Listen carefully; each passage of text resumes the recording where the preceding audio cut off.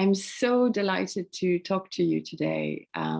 So Kathryn McCabe describes herself as a change agent. And I've met Kathryn through a weekend with Wild Awake in Cantonese, the amazing organization by Lucy O'Hagan. And she was amazing at just being a presence, tracking and observing what was happening in the group and listening in a very respectful way to conversations and asking questions and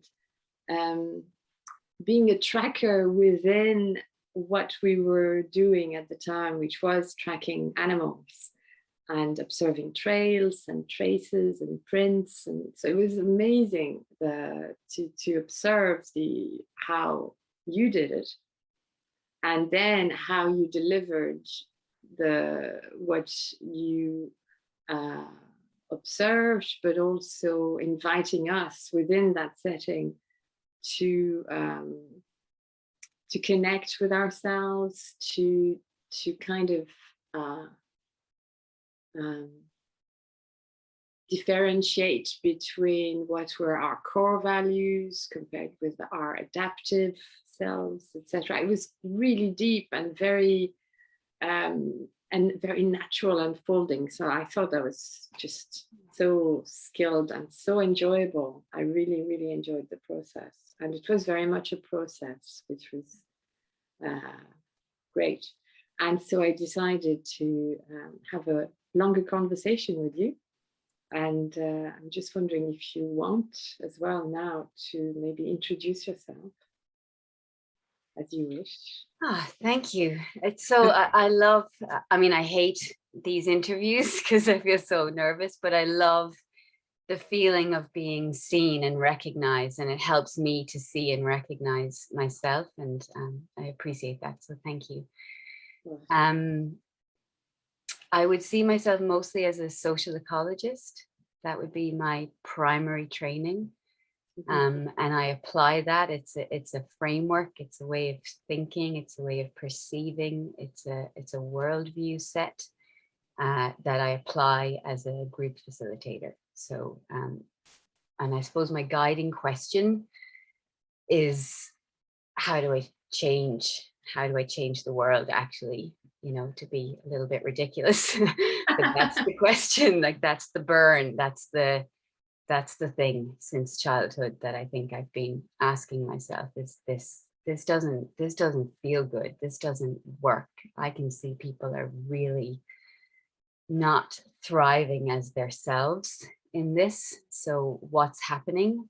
Why does it feel like this?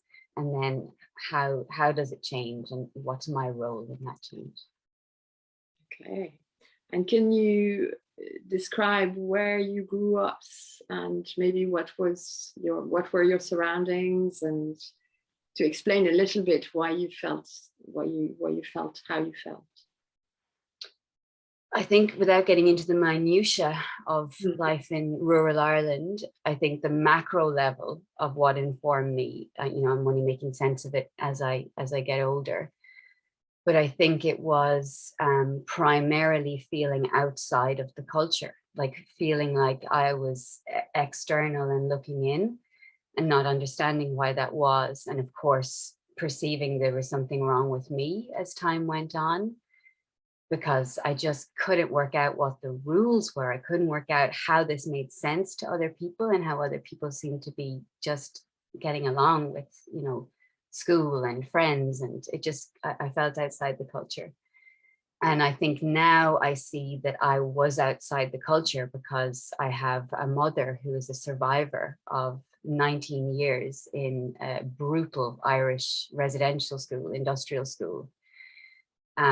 So she was institutionalized, and then she was released. That's what they did, with no cultural understanding. So she came into 1950s Ireland and England, where, people were partying in the late 50s, 60s, and Elvis and, Churchill, and she had no concept about any of these things. She had no concept of how the world works. She had no concept of herself in it. And that's my mom, you know, like that's my wonderful, amazing mother. But I was outside the culture because she was outside the culture. So I think part of that was an amazing opportunity because she got to create her own culture with us. She got to parent a lot from instinct, a lot from like, okay, I don't know what other people do here, but I feel like this is what I want to do. So yeah, I think that was a really huge piece. And then alongside of that, I have a father who has really deep land-based roots. You know, we have McCabe's in that tiny piece of land on the Lochinlay mountain in Cavan for as long as the Irish censuses go back. Really steeped in community, eldest of 12 children, you know, self-sufficient on the land with community around them. So just this juxtaposition, I think I was almost, you know, trying to find what is the rules here? How do things work? And sitting outside of that and perceiving. And I think that's probably what I've continued to do, you know, with this critical lens of what's working, what's not working, how is that showing up, and what can we do to foster the conditions that really help people to thrive and to help people to be themselves and to bring their unique skills to community, to a group of people, whatever that is. Thank you. Yes, I see and I feel a lot more about the ecosystem now that you're coming from. And I'm just wondering about how you cultivated this really wide and broad kind of lens of perception to be able to use it as a vehicle for change. I think the broad perception was both innate and then cultivated and trained. So I spent my childhood, you know, trying to work out the rules and never having the language, and people around me couldn't see that there was something not fitting. It was just norm. It's just the water we swim in. Like, how is this questionable? So feeling like, oh, I don't know what to do with this. And then, you know, studied hard sciences in university and felt really lost because that also was not giving me the answers that I wanted. So the closest I got would have been like ecology and quantum physics and those kind of, you know, mystery interrelationships based stuff. And then I went traveling, which is such a great rite of passage to try to find yourself or try to buy some time before you work out, you know, that this has got to be your life. This is the world, accept it, get on with it. So I kind of thought that that's what was coming, and then sitting by, and I was super mainstream as well, like super mainstream. And then sitting by a pool in my lovely life traveling, somebody handed me a book, and that single book changed my entire life, like lit up a fire in myself that had been dormant for a long time. And that set me on a very quick path to finding this master's in social ecology, which is completely unique to Australia, doesn't get taught anywhere else. And the 1 year travel ended up being 10 years, and I ended up teaching at the university and stayed on in Australia and crafted myself there and crafted a huge chunk of my work there before returning 7 years ago. Okay. What was the name of the book? The book is called Ishmael. Okay. By Daniel Quinn, yeah. And it was really the book I had been trying to find something that would help me see the rules of culture. And that's what that did. It talked about how, you know, our culture, which I would call like the dominant culture, or the industrial culture, has these sets of worldviews, these ways of perceiving reality that inform how we see ourselves, that inform how we relate to each other, that inform the institutions that we create, that inform the collusion that we all have with those institutions. And yeah, and that wasn't humanity. that was so key for me, because my instinct was telling me, this is not right. Like, this doesn't fit us. This doesn't allow us to be whole. How can this make sense? And so then in Ishmael, I got that reality that this culture is not representative of humanity. There are multiple human cultures, and some of them work really beautifully to allow human nature, which I trust to be constructive, to flourish and to find its path and to find its interrelationships with life. And many of those cultures have been damaged by colonization and by concepts of patriarchy, but they're there, they're still there. And my belief is that that's also human nature, but the conditions that allow and support those ways of being are oppressed and suppressed.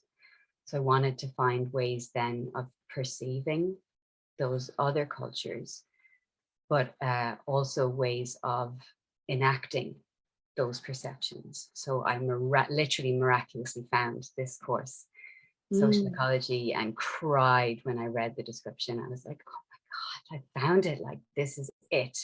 And it was, for me, that was it. And so I studied that, and it was a beautiful learning experience where we got to embody the worldview by learning collaboratively, by learning together, you know, with a guide, with a facilitator, a lecturer who was really often skilled in holding those conditions where deep inquiry and healing can take place, as well as learning, as well as understanding. And so, to my great surprise, as somebody who was really mainstream at the time, I found myself opening, I found myself changing and healing, which of course I didn't expect at the time. I thought I would just learn a bunch of theories that would help me change the world. But in fact, it was this really transformative experience for me personally. And would you then consider yourself, if you were saying that you define yourself as mainstream before, so now how would you define yourself? How are we as human beings? Because I feel I've had that journey as well of trying to hold and navigate the tension between fitting in, trying so hard to fit in, and then feeling so disappointed and realizing all that is wrong in this paradigm, and desperately trying to find a way not to fit in, to be on the outside, but finding it difficult to navigate both. So how do you navigate that tension? Daily, you know, with ongoing challenges and no great answers. I think to not feel alone and isolated is essential. Yeah. When you're at the edges of a culture and crafting new ways of doing, I think finding people, you know, who we connect with, and the meaning for that. Like, I'm feeling back into that moment, those days in the woods, you know, where it felt like, yeah, this is a group of people who there's like shared something with, you know, there's lots of stuff that just feels easeful. And I think nurturing those relationships and really valuing them is helpful for me.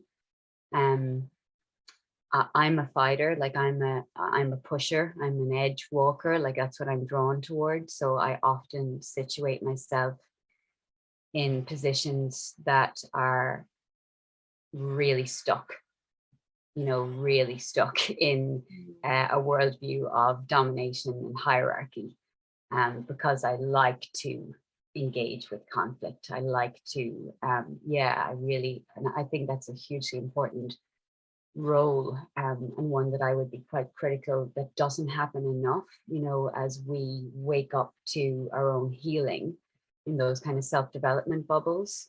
We then stay in those bubbles. And for me, I think, you know, that work should be also at the social change level. That should be, you know, one of my great joys at the moment, but massive challenges, is to be sitting at like a national level board for the first time in like a really entrenched institution that's designed to support supposedly participatory democracy.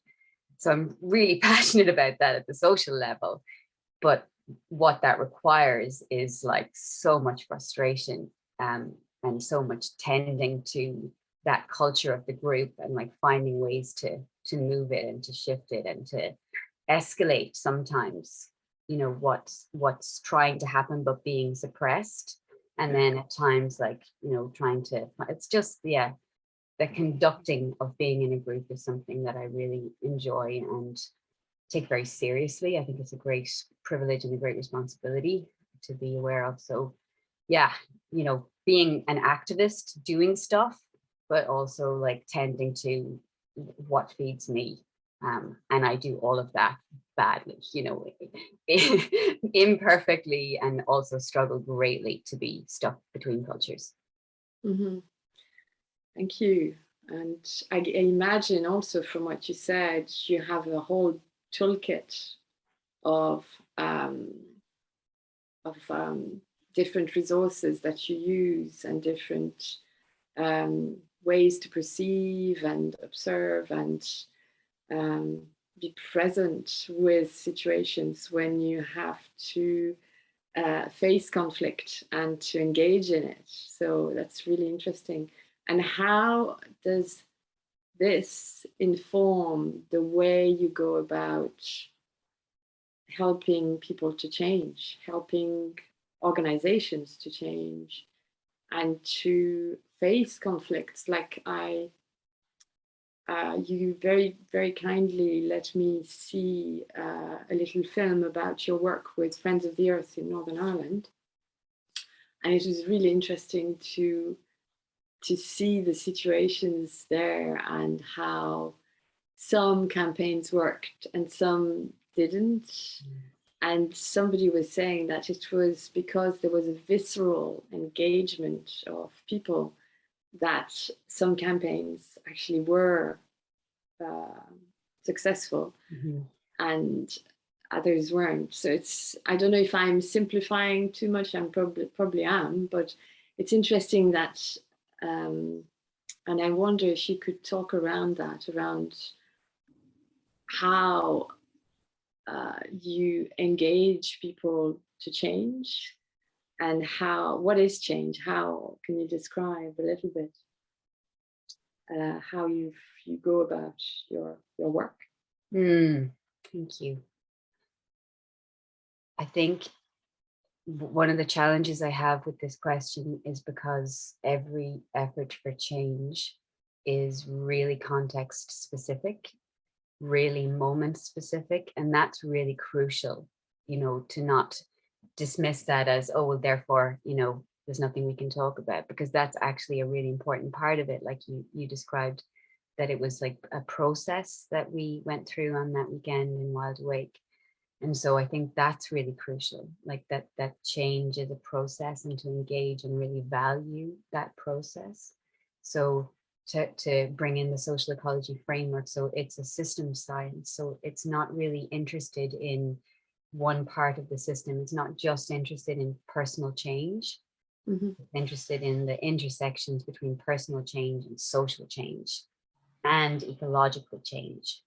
So we have 4 circles. So social ecology, social change, and ecological change. Personal, like, how do I fit with this? What does my worldview say about this? And then the 4th circle we call unknown. Some people call it spiritual. I call it unknown. And so I think that's a really key part of it for me, is that kind of lens, that framework of perceiving things in an interconnected, interdependent way.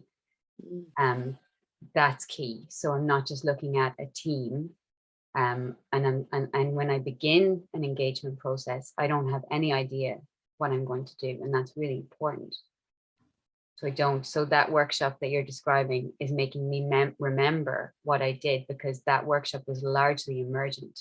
So I'm responding at all times to what one of my lecturers called listening in whilst I'm listening out. So I'm perceiving what's my instinct, what's happening here, what is it what am I feeling needs to happen here? And then I'm like sifting through that, like, is any of that my triggers? Is any of that my, you know, ego? Is any of that like just me? How much of that am I perceiving accurately as being the group? Is there a way to kind of test that out? And then I kind of test for a willingness, you know, is there something that's leaning into this with me? You know, is there an interest here? Is there a desire? Is there a block? What is that block? You know, is it that there's not enough information that's being given? Is it that, you know, the emotional space is too high right now and we can't get into theory because people are overwhelmed with their feelings? Are people feeling unsafe in the group because I haven't done enough tending to that social level of things? And then it's generally like a dialogic process or some kind of inquiry together into trying to find clarity. Like, what are we trying to do here? Well, we think we're just trying to do this. Okay, let's talk about more about that, right? And seeing, is that the thing? Or when we think about that thing, does it become something else? So with that work with Friends of the Earth, they were really courageously, after, you know, 35 years of being the second largest environmental organization in the world, like, you know, like that's a really bedded in identity. Yeah. So to have the courage to be like, is this working? Like, is what we're doing working? Like, we've been doing environmentalism for 35 years and really things are getting a lot worse, right? Like, that's not my fault as an organization, but like, how can we address the complexity of the challenges? And I love those questions, those like courageous questions where there's an invitation to shift your way of thinking and perceiving and therefore doing. But I think it has to start with that level of thinking and perceiving, and too quickly we jump to the action and the doing, you know? So yeah, I think about a lot of listening, a lot of inquiring, a lot of like, you know, tentative steps forward in a long process, and consent checking, like, and then you might see that there's a pattern in the group for, you know, especially women or people who are gendered towards the feminine to be not checking in with their boundaries. And so then that's the need, right? The need then is for some boundary work with all the genders that are there. Or the need might be for conflict work because things are just not being said and we are going to stay stuck as long as those things are not being said. So now we've got a space where I need the consent to deepen into those conversations that feel stuck, that feel like there's conflict in them, or that feel scary. And we need to understand together why that is and what we can do about it. So yeah, very process oriented, kind of systems thinking, tending to the relationships, tending to the safety.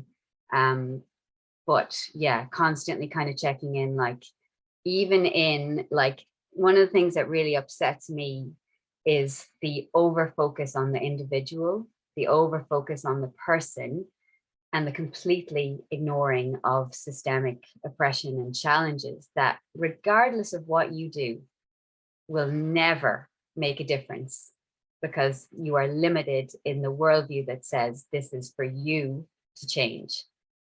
And it never is, but we constantly have a society that reminds us that it's all on us and that, you know, you're responsible for your own change process. It's always in relationship and it always has impacts beyond me and myself, and the systems that we're in impact us. So we at least have to recognize that and then find a way to engage with those. If you're drawn to changing them, then, you know, I think there's really powerful ways now where we can use our agency, our privilege, personally, like how little fucks I have left to give around perception of what's acceptable. Like, I think I'm at a stage now in my mid-40s where I'm just like, yeah, I see the role that you're trying to get me to play, and I won't play that role, and I won't let you put other people into that role.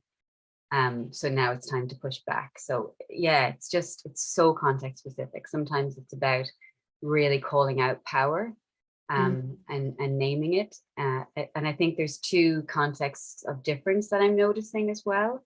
And one is where there's like willingness. So it's like where there's an organization like Friends of the Earth that are like, we need another way of perceiving here so that we can act differently, so that we can build a social ecology approach into our environmentalism. And then there's others like these government departments that I'm volunteering in, that I'm on the board of, where there's no willingness. There's no willingness to concede power. And that's two really different approaches. And me 10 years ago would have thought that all that was required in those government departments was, you know, to be nicer, right? Or to be something like that, like something that was just like, oh, they're just not understanding it. It's just a cognitive issue. They just need more information. Like they don't.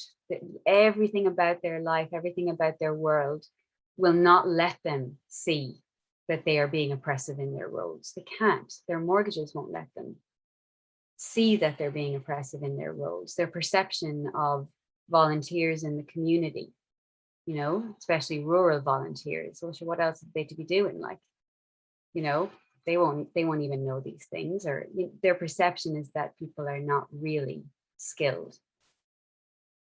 So there's no teaching you can do into that. There's no willingness to engage in transformation. It has to be consent based. So then it's a very different approach. So then I use my power, my willingness to engage with conflict, my willingness to, you know, stir stuff up so that the conversations that have been hidden and the questions that are not being asked are asked, and they're on the table, and now we're seeing them. Okay, great, now we can talk. Now it's a little bit closer to the reality of the experience of the people who are oppressed in this system.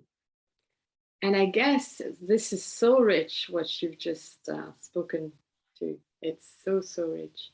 And I have lots of questions bubbling up as you speak. I was like, oh my God.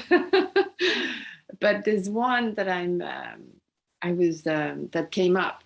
It's around vulnerability. It's very much our willingness to become vulnerable and to become, to open up to, and it's very much the healing path as well, which is really interesting, is how safe are we to open, to meet our vulnerabilities and where we've been hurt, because this is very often, as you say, much more than the individual, of course. And it's very much in the interest of companies and corporations and systems to maintain that view that we are responsible for ourselves and that we are the sole agents of change and blah, blah, blah. And to some extent, environmental organizations are also guilty of that. Saying, you know, this is what you need to do in order to fight climate change. You know, it's really interesting in connection with vulnerability and how you change perceptive lenses. When you ask those hard questions, what happens? Can you give me an example of maybe a board that you've worked on with that would have,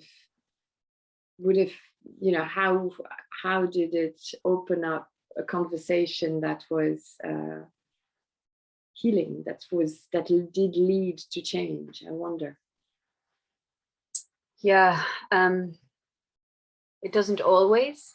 It definitely doesn't always, but there are, you know, one of the theories that I would use is transformative learning theory. And so that describes the process of change at the worldview level, at the values and beliefs level, which is what I'm interested in. I'm not really interested in actions, and I think that they're an output of a change in worldview.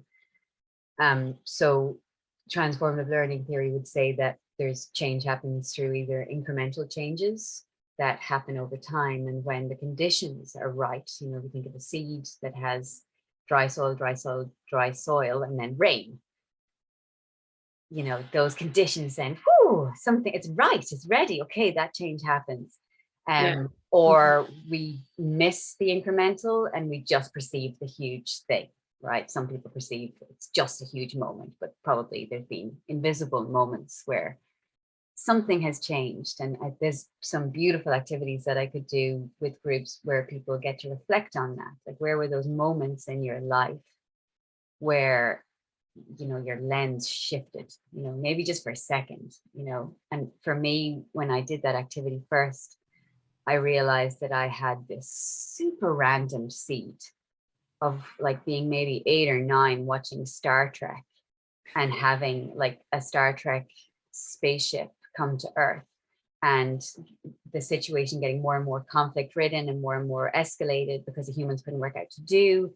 Long story short, they realized that they weren't trying to speak to the humans, they were trying to speak to the whales.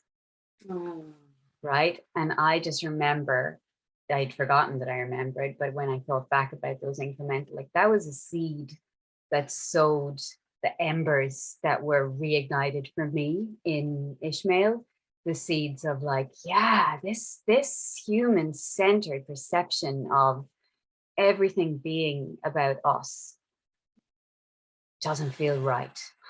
Some other people are thinking that too, because it's in this episode. There's something there, but the conditions were too oppressive for me to see that.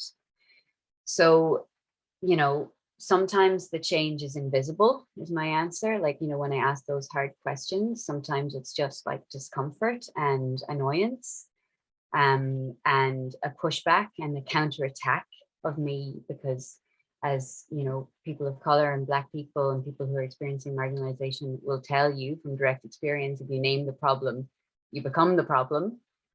So, you know, even in my identity, I experienced that. So when that happens, what I find, one of the things I'm finding so, you know, wonderful at the moment in the volunteer role is that I'm unsackable. Like, I don't have anything to lose by actually being this protagonist in a really respectful, like with a great intention of actually creating, you know, a group, or creating the conditions where the group can speak more openly. And a huge part of that is being the vulnerable one to do the speaking up first. Yeah. And that creates discomfort. And so I tend to do like quite a bit of naming of that then. Like, I know this is uncomfortable to talk about, but I have to say that this, you know, like just really framing what I'm doing so that it's not just like blah, blah, blah, blah, blah, blah. Oh, oops, is that uncomfortable? It's like, I know this is uncomfortable. I really have to say this because this is important work. Yeah. You know, that helps. Typically there's pushback. Typically people may not want to hear a particular thing. And then what I'm finding to be really helpful is the kind of allyship, building allyship. So often I'll get a sense for somebody being an ally, or they'll see that I'm saying things that they're saying also or thinking. And then we'll have other side conversations where it's like, yeah, okay, we're perceiving a similar thing here. What can we do about this?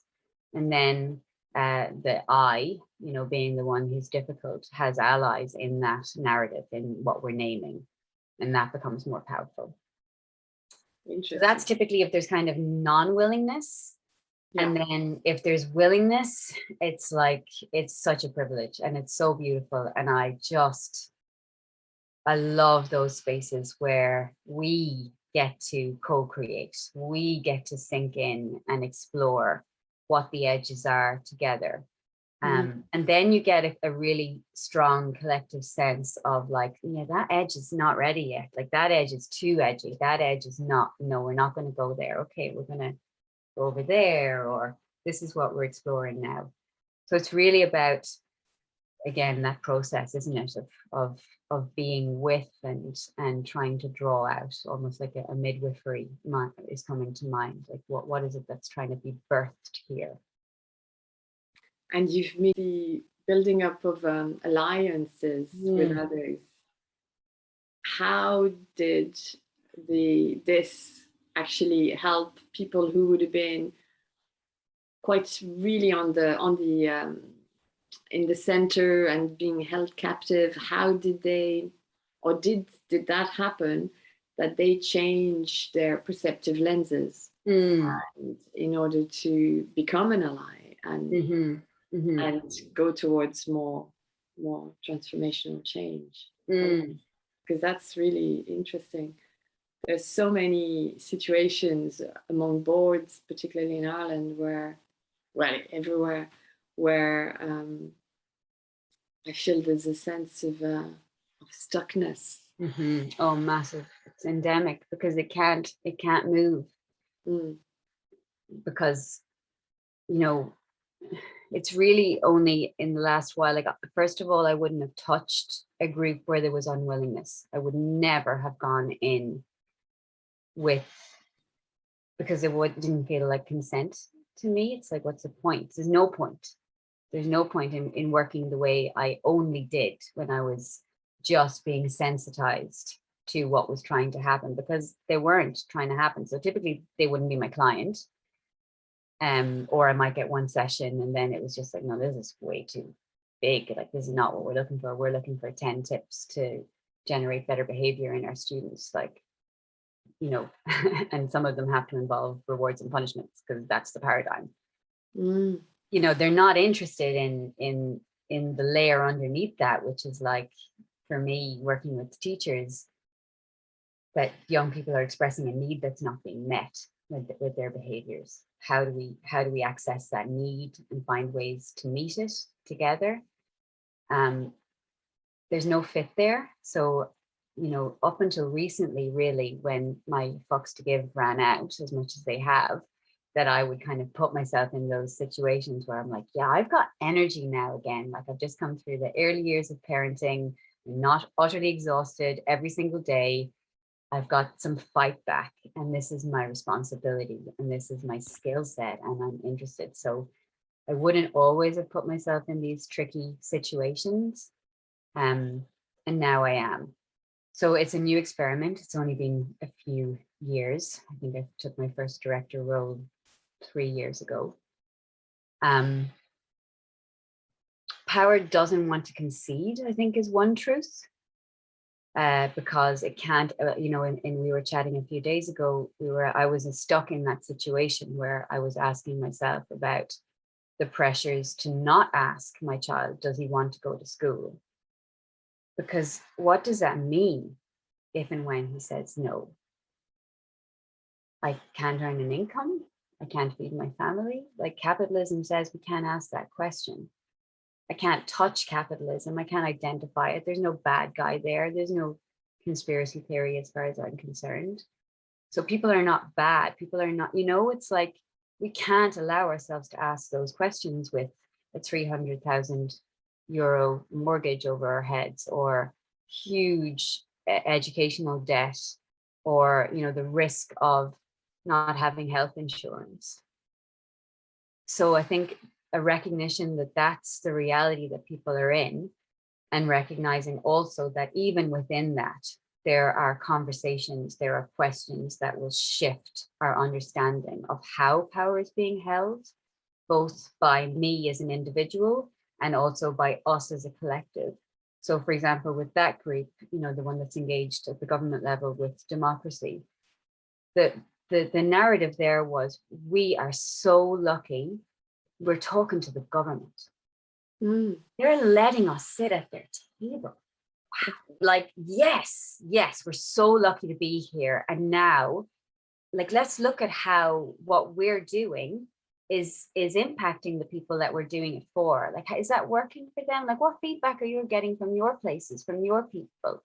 Like, genuine question, right? Genuine question. Like, can we see the story of what's happening here beyond this moment where I am so lucky to be sitting at this table, or I don't want to rock the boat, or I want to impress my boss, or, you know, that's not the role that society has put me in. Like, can we just see a slightly bigger moment here? Can we just draw out the perspective here to see the people that we're supposed to be serving? Can we see the dynamics of those who are meant to be at the table with us, but who are holding a very different power dynamic to us? So what can we do about that? Like, it doesn't feel effective to me that we don't get to ask those questions, that it feels really scary to ask those questions. So what can we do about that? well, we're not ready to ask those questions to the government, right? But we are ready to have chats in an email thread beforehand to generate those questions anonymously together and have somebody name those questions. Okay.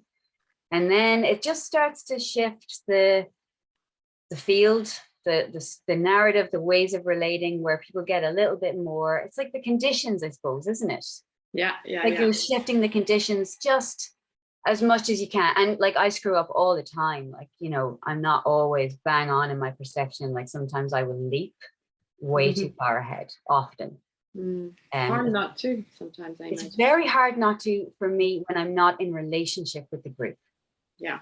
When I'm in relationship with the group, that willingness is there and we're like reciprocating off each other. And it's like, oh, yes, okay, no, there, okay, query there, you know, then I'm like, okay, I feel the ecosystem and then I know how more effectively to respond. But like when those relationships are dehumanized through institutional language and okay, to the chair now, it's like there's no humans in the room.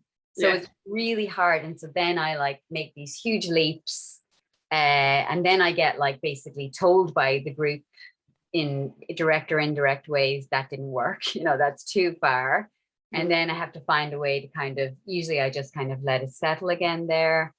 And then, you know, an ally might step in with like a less charged or a less, you know, leaping conversation. And then the conversation moves on along again. So I think it's like tending to those conditions where people can feel and act in a way that owns the power that we have, instead of constantly deferring to other people for their knowledge to supersede ours. Yes, and it's very much about creating, you're talking about conditions, but it's very much about changing the conditions so that we feel safer. Yes. To be asking those hard questions. It's a very about that, isn't it? Because you're saying, and that's a great advantage, that you're not sackable. Yeah, in that particular context, yes. That's a very safe position to be in. But a lot of members of boards have those vested interests and cannot name what's wrong very often, unless you become a whistleblower, you're hiding, etc. So it's really interesting that you're doing the work around questioning behind the scenes, and then so what happens then when you ask those hard questions? Give us possibly an example where that led to a change, a big change. Well, that particular thing is still in process, but I'm watching those incremental changes. Okay. So the person who said, you know, we're so lucky to be at this table, and I've worked way too hard in the community sector to have this, to risk that by rocking any boats, then perceived and told me that I was jumping up and down shouting because of some of the things that I was naming, is now naming. Wow. Yeah, you know, it's pretty amazing. It's pretty amazing to see how group culture can shift. That's only, you know, meeting every 2 months for the last year for an hour. And that's not my role, right? Like, that's not my role. They did not bring me in to do that. I'm just a board member and just drawn to shifting culture of things. So, you know, there's a huge benefit, I think, of putting ourselves, especially if we have the privilege to do so, the time, the experience, you know, the education or the life experience, to put ourselves in places where we can be challenging to systems of power and oppression and not be too badly impacted. You know, in some of my paid work, it's the end of my contract. You know, like a lot of my work in the last couple of years has been bringing anti-racism and anti-oppression work to large institutions. And they only really want diversity and inclusion work. Like, you know, they just want like to feel like they're inclusive, to feel like they have a diverse workforce, and that therefore they're inclusive. It's the marketing captivity, isn't it? Like, we want to look good and have the numbers. That's what you say in the film. Actually, it's very much around data and measuring success through numbers, and yeah. And those huge institutions are so vested in systems of oppression that they can't see often, especially the people who are doing the work. And this is why I'm interested lately around this, some various ways we collude. Like, how do we collude with these systems of oppression? How do we, you know, we want change. People like us who are like, how is this so bad? Like, how is the world such a mess? Like, we're in like climate collapse. We're in a racial reckoning. We are in economic collapse. We are in a huge resignation of people from their workforces. How are we part of that, right? What can we do about that? But also, how are we part of that by our silence, by our comfort, by the ways in which we sit on, you know, that uncomfortable feeling or not naming the thing that needs to be said.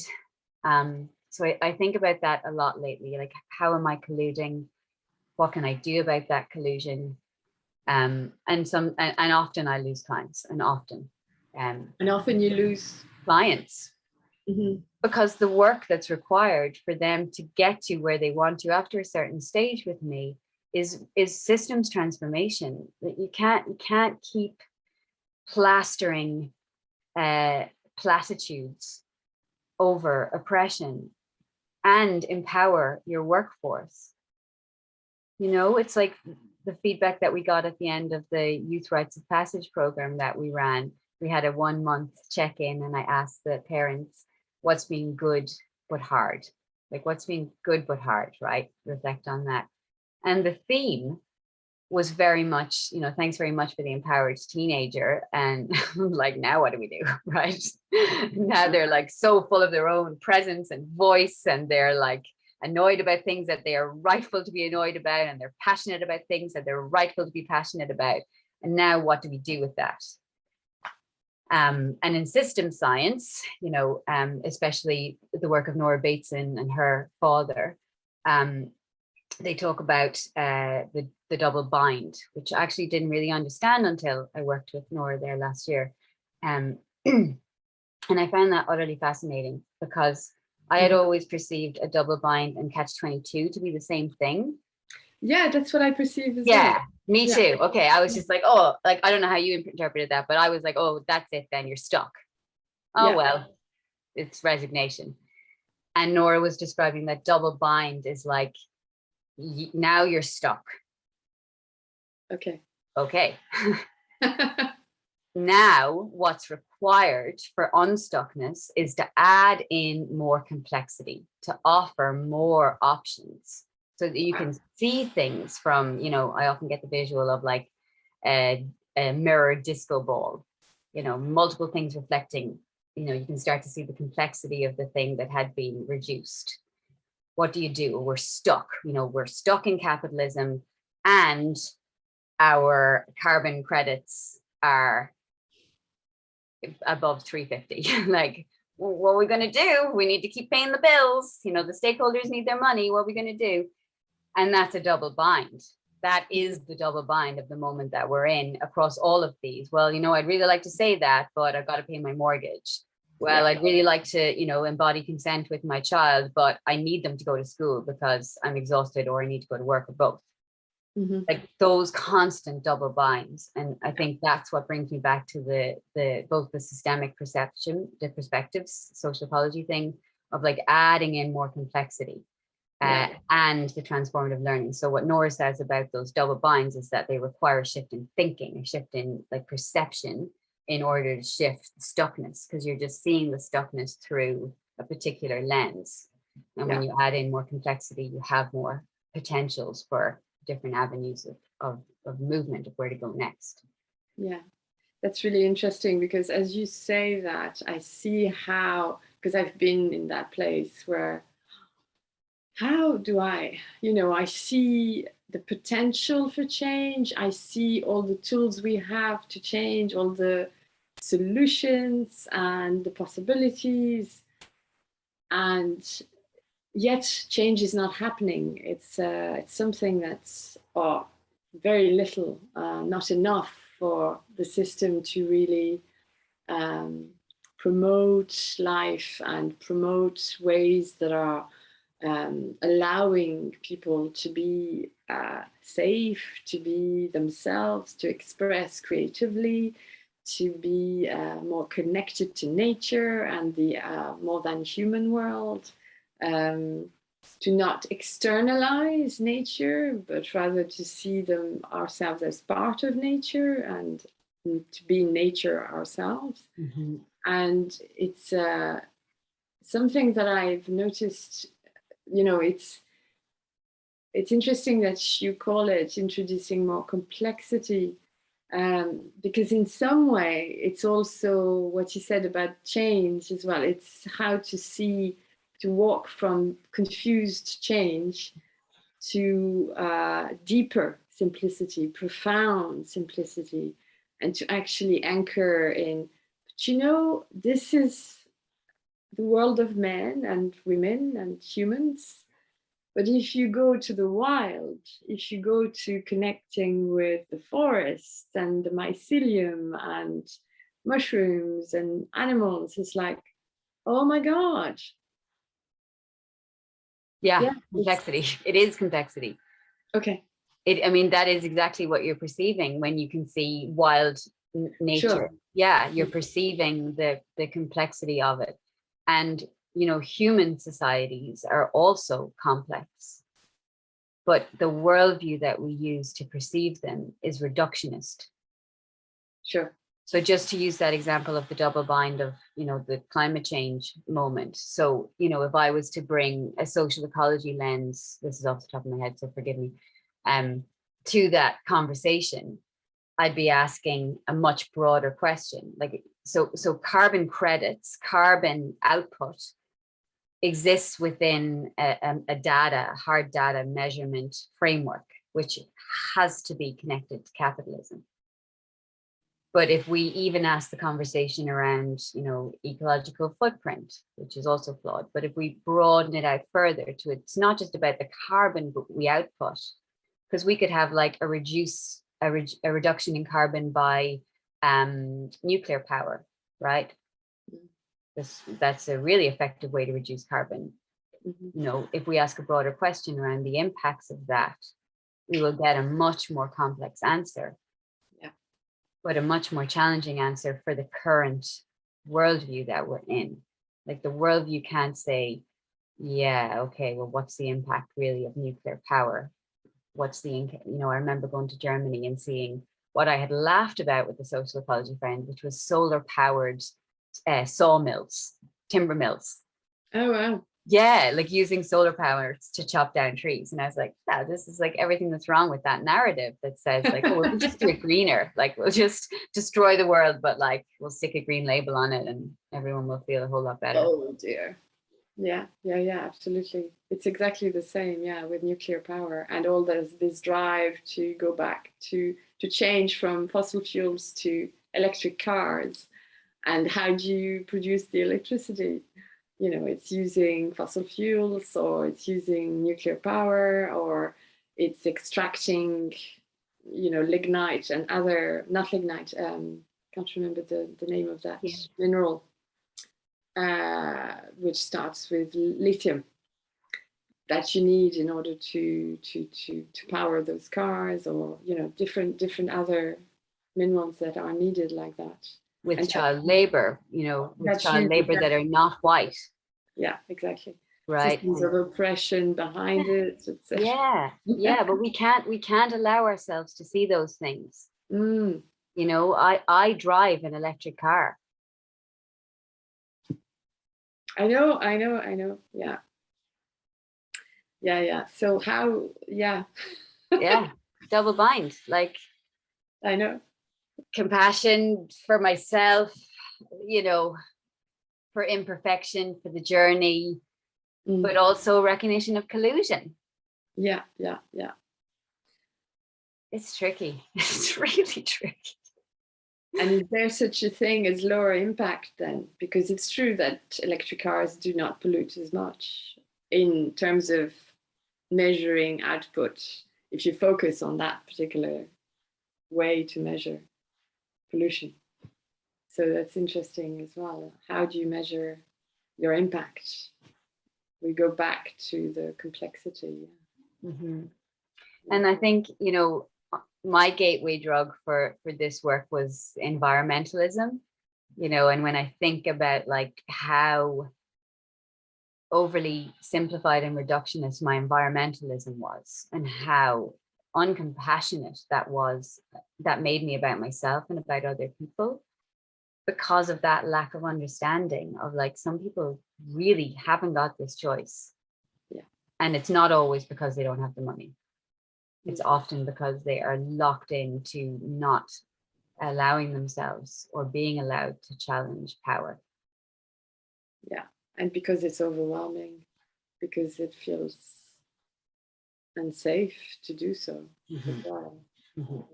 Yeah, it's really interesting. Especially alone. I think that that's one of like, you know, to simplify for people who are feeling that overwhelm, and to simplify for that double bind that we're all in. Like the alone stuff just doesn't work very well, you know, like it's very, very hard to stand alone. It's very hard to be the first. It's very hard to be the second. It's very hard to lean into the discomfort that somebody else is creating, you know. So I think as much as possible, we've got to lean into each other in ways that don't exclude people based on their worldview and values. But to bring each other along, like I think it's another one of those kind of challenges of this work, is like we find these like little pods of communities, and then we get like really bubbled and like so excited to find each other after so long of feeling alone in our thinking. And then we forget to reach out again. We forget to kind of help other people find other ways of perceiving, because we're just so excited to not be alone in it. So yeah, I think to kind of stretch ourselves out again, especially, you know, where we have energy and access to privilege, is one way to do that. And you're on your own in the Change Agency, or do you have other employees or people who work with you? No, I only named it just last year. It's my first website. It's my first attempt at being publicly visible. Okay. I've been doing the work, but kind of not in a visible way for 16 years.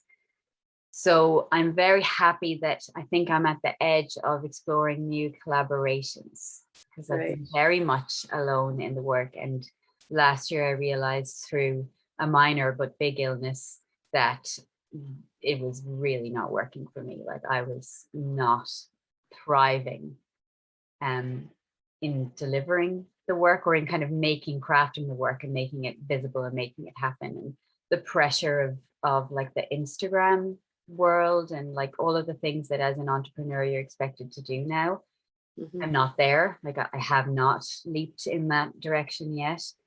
And I feel really good about the potential for collaborations across those contexts that I love. So obviously Lucy and I are working together on our teenage rites of passage program. And I'm now developing a collaboration with a parenting coach, another one with a therapist, another one with a person doing decolonizing work specifically in the Irish context. So yeah, lots of bubblings of things that are like, oh yeah, that feels like more support. Yeah, and it's interesting because it's by connecting like that with others that we branch out of that stuckness, of that double bind as well, isn't it? It's fascinating. Yeah, we all add so much complexity to each other. Yeah. Like, yeah. And would you still have connections with Australia? Are you working on an international level as well? Or? Well, COVID has stopped a lot, obviously. I was directing a 6-week residential program in Vancouver Island every summer with 100 teenagers, doing leadership and collaboration, training and development, and a rites of passage. And Australia, I left when I was 8 months pregnant, came home here and have been living nearby to my folks since then. But the social ecology program has just been cancelled by the university after 35 years of luminary groundbreaking work that has seeded permaculture and seeded like so many incredible paradigms. And the university has now cancelled it. So there's a group of us now scrambling to see if there's another home for it, or if there's another iteration of it, or if it needs to look a different way, or if it needs to die in that particular way. So yeah, that conversation is ongoing and recent in Australia. Wow, that's interesting. Why would they decide to cancel it at a time when it's most needed? Because they don't value what we offer. There's no value, like what job do you get? You know, Who's they? The institution, so the university institution, the board that makes those decisions within that institution, the VC, the you know, when they think about, well, what does that lead to? And also, you know, the culture is changing. So we now have an education system that is designed to teach to the test, right? That absolutely stifles imagination and questioning. And so you have a much more reduced younger generation going through those kind of institutional education systems where, you know, the questions that we struggled with are not even questioned anymore. You know, it's just like, you know, really get a good job is the only narrative out there. I think there was maybe a little bit more flexibility when I was a teen. Like I knew that there was still some options for not just being focused on financial gain. And I don't think that narrative exists in the mainstream now. I think there's edge places where it's showing up again, and a, you know, resurgence back to rural communities and to localities and to ways of earning money that are not, you know, on a treadmill for some organization. But often by the time young people wake up to that not being the dream that they were sold, they're ladled with debt, and you know, it's such a trap. It is, yeah. And the institution just doesn't value what we're offering. So how did you find Ireland when you came back? What changes did you see, or did, you know, coming back to your native county and back to your family and giving birth here, and yeah, what was happening then that wasn't happening when you left it? I think I don't know how to answer that, because I changed so profoundly in those years. So I don't think I could perceive a difference in the country without like really recognizing that those differences might have always been there, and I just didn't have the lens to see them. I was excited by the resurgence of local community work. So here we've set up a transition towns, and we've now set up a local makers market once a week. So like small local growers and makers can sell their items to people in the local community. Yeah, so those kind of things feel really nurturing to me, and really like, you know, action on the ground that's perceivable, that's not just in my head, but that also has the benefit of building friendships and community. And we started that just before COVID hit, like maybe 4 or 5 months before. And they really did sustain us over those horrific months of intense lockdown where, you know, there was so much fear to even go outside the door. Yeah. And once that kind of fear subsided, we had like a little bubble where we continued to have like mehils, so Irish working bees, with each other. So it was all outdoors. We were super careful of like not cross-contaminating, infecting each other. but we were together and we were helping each other do labor on our places or on our land that was not going to be able to be done by one person or two people in these like siloed families. I think the other thing that really affects me is our acceptance of the status quo. That surprised me. Again, I don't know if those edges where that doesn't happen have always been here. Of course they have. You know, I was too stuck in the middle to see them. And then, of course, in Australia, that's where I existed. You know, I was at those edges, working with people who were trying to create change, or working with people from other cultures, or working with Indigenous Maoris or Aborigines, and really learning cross-culturally. And that was beautiful.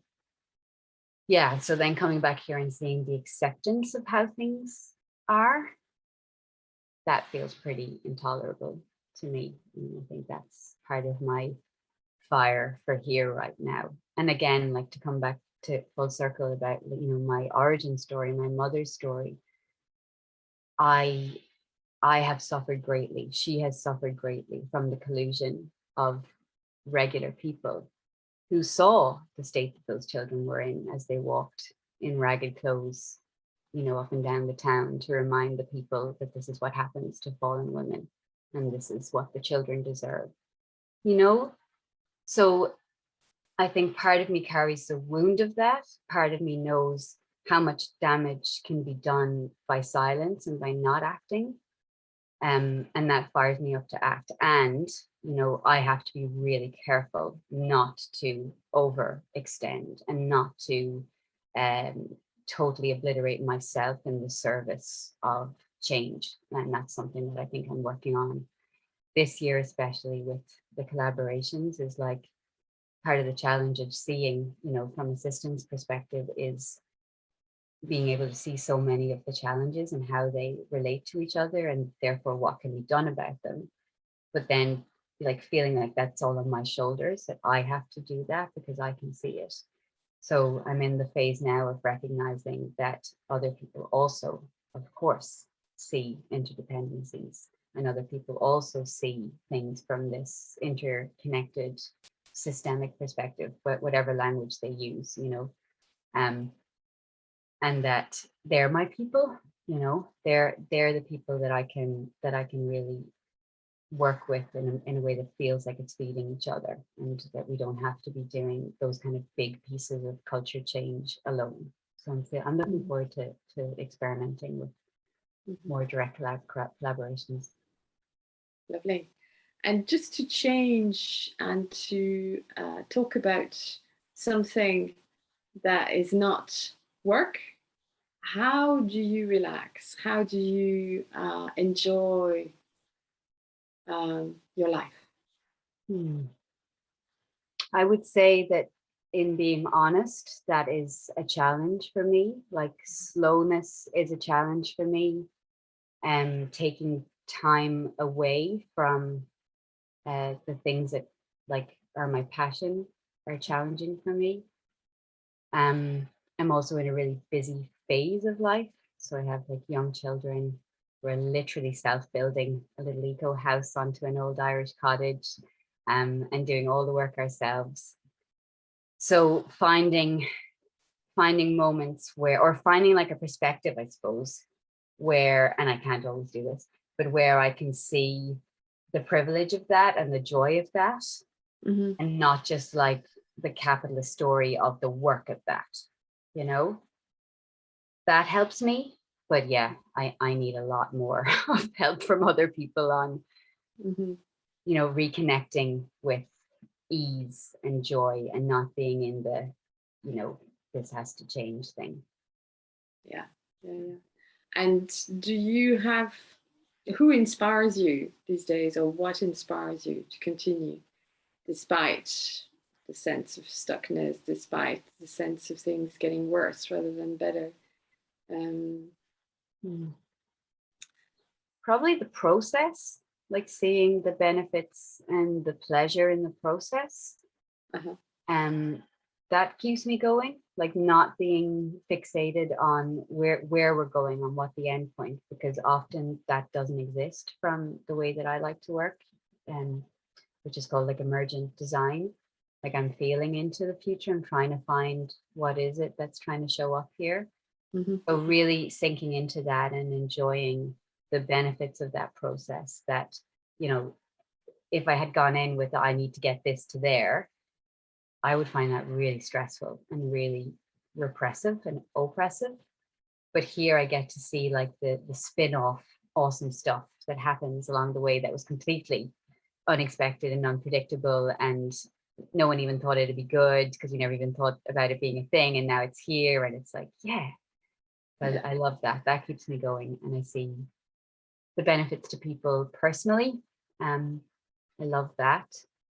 And then seeing like powerful systems be challenged, you know, that really inspires me, to see that we can all make influence, we can all address in little ways the way that power is held, even in the everyday interactions with people, you know, to be friendly with someone who, you know, doesn't expect our friendliness, or to set a boundary with someone who's not respecting our no's, you know. To me, those like little practices of like, okay, like that was disruptive, and disruption is really important.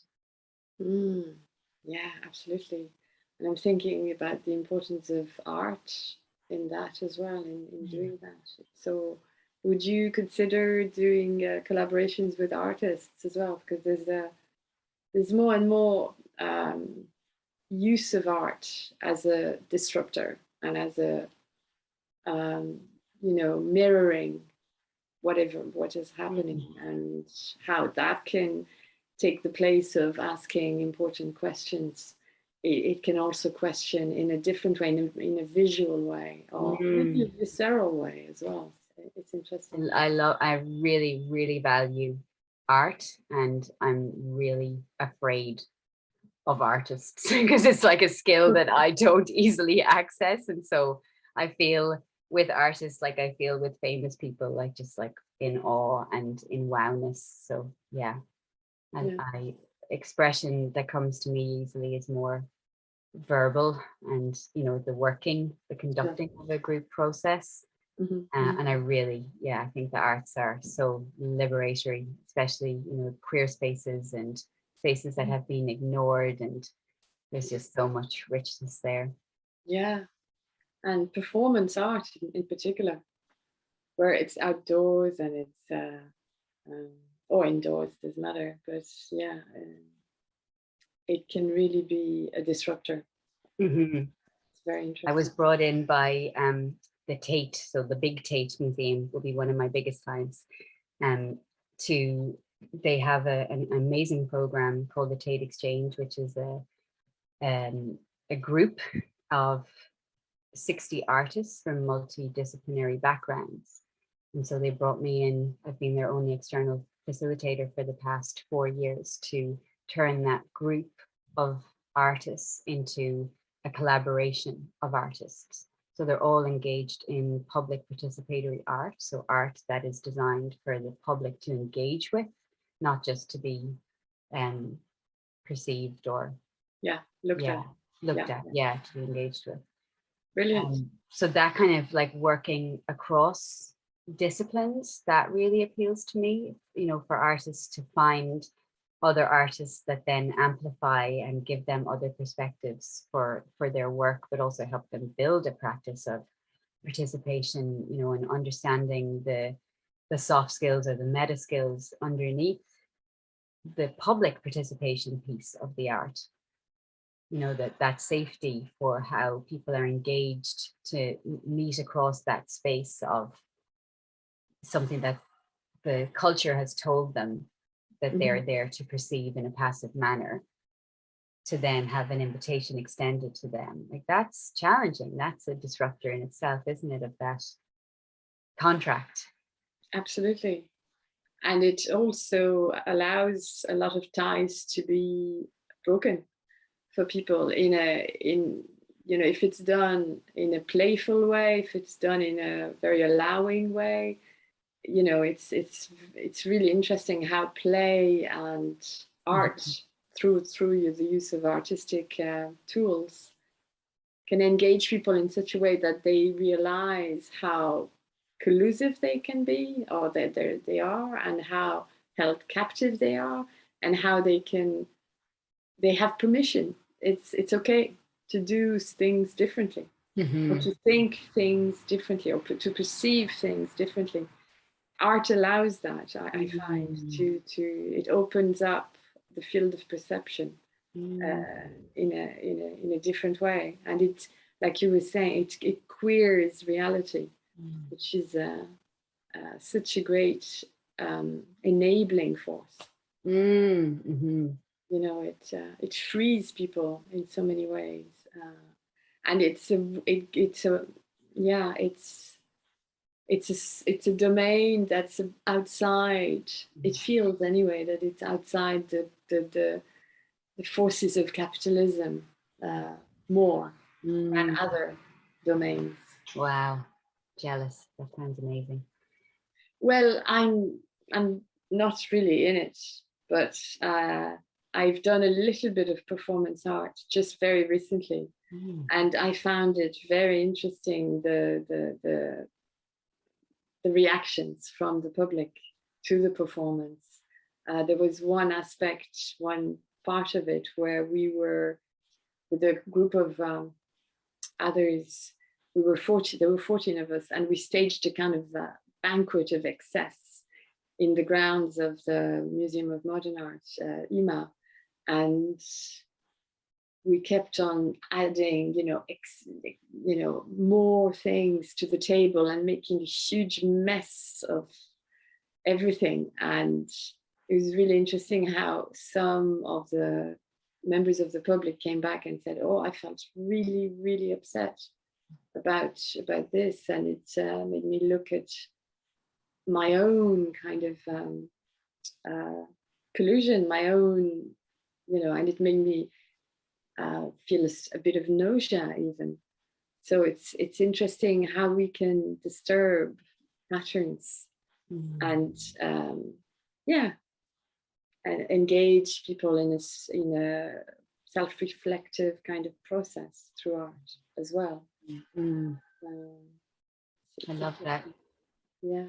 We're just dipping a toe with Claire Murphy, the storyteller, to try to capture the story of the Rites of Passage program, the youth one that we just did. Lovely. And one of the things that she's coaching us on is to allow the audience to interpret the story as they see fit, as they wish. So don't feed them what you want them to perceive, but to tell a story that allows them to make, their own meaning out of what they perceive. Wow. Yeah. Beautiful. I was really touched by that. And it's so, again, it's empowering. Very, very much. It's a situation where you're switching the perceptive lenses. Thank you so much, Kathryn. It's been such I feel we could go on for quite a bit. Yeah. And I'm sure I'll get to talk to you again at some point. But for now, thank you very much. Thank you so much. Thanks for your time and for this offer and for helping me make sense of the inside of my head for a while. Thank you. I'm glad I was of some help. You certainly helped me to realize a few things, and to there was a lot of tools that you brought in as well that were really interesting and very helpful. So thank you so much. Thank you.